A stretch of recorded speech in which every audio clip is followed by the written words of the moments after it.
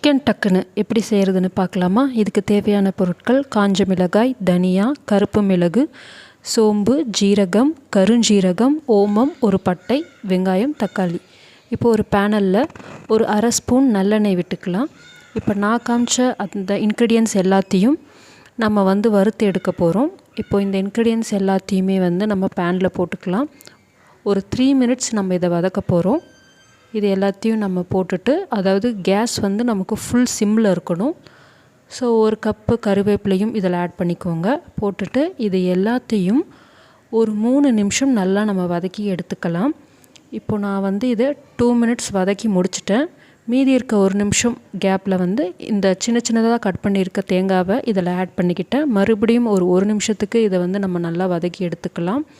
இதை வதக்கி எடுத்ததுக்கப்புறம் இதை ஒரு ஓரமாக நம்ம ஆற விட்டுடலாம். ஆற விட்டதுக்கப்புறம் அதே பேனலில் நம்ம ஒரு பெரிய சைஸ் வெங்காயம், அப்புறம் 2 சின்ன தக்காளி, இது எல்லாத்தையும் நம்ம ஆட் பண்ணி மறுபடியும் அதே பேனலில் நம்ம வதக்கலாம். ஃபுல் சிம்மில் இருக்கணும். நீங்கள் ஃபாஸ்ட் வச்சிடாதீங்க. அதுக்கப்புறம் அந்த டேஸ்ட் நமக்கு வராது, எக்ஸாக்ட் டேஸ்ட்டு. ஸோ இப்போ நம்ம வறுத்த எல்லாத்தையுமே ஒரு ஓரமாக ஆற வச்சு எடுத்துக்கலாம். இது நல்லா ஆறினதுக்கப்புறமா ஒரு ஃபைன் பேஸ்ட்டாக இந்த மாதிரி நம்ம எடுத்துக்கணும். தண்ணி எதுவும் சேர்க்கக்கூடாது. இப்போது அதே பேனலில் நான் 2 ஸ்பூன் நல்லெண்ணெய் ஆட் பண்ணிக்கிறேன் இந்த ரெசிபி செய்கிறதுக்கு. ஸோ இப்போ கழுவி வச்ச சிக்கனையும் நம்ம அதில் ஆட் பண்ணிக்கலாம். ஆட் பண்ணிவிட்டு இப்போ நம்ம அந்த மசாலா எல்லாத்தையும் நம்ம அரைச்சி எடுத்துக்கிட்டோம் பார்த்திங்களா, இதை அப்படியே நம்ம அந்த பேனில் சிக்கனோட ஆட் பண்ணிவிட்டு ஒரு full spoon ginger garlic paste add பண்ணிக்கோங்க. இது மொத்தம் 15 மினிட்ஸ் கொதிக்கணும். கொஞ்சமாக இதில் தண்ணி ஆட் பண்ணிக்கோங்க, ஏன்னா இது திக்கான கன்சிஸ்டன்சியில் தான் நமக்கு வரணும்.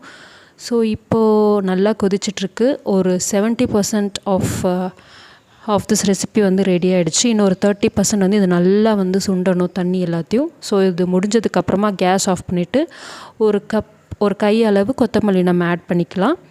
அவ்வளோதான் இந்த ரெசிபி. அவ்வளோ நல்லாயிருக்கும். ஒரு வாட்டியாவது இந்த சிக்கன் டக்குன்னு செஞ்சு பாருங்கள், அப்படி இருக்கும். ஸோ இதுதான் நம்ம வீட்டு லஞ்ச், சிக்கன் டக்குன்னு. அப்புறம் முட்டை பொடி மாஸ், இதுக்கப்புறமா சுட சுடன்னு செஞ்ச தம் பிரியாணி, மட்டன் தம் பிரியாணி. இதுதான் நம்ம வீட்டு சண்டே லஞ்ச். உங்கள் வீட்டில் என்ன லஞ்சுன்னு கமெண்ட்ஸில் சொல்லுங்கள். இன்னொரு வீடியோவில் பார்க்குறேன்.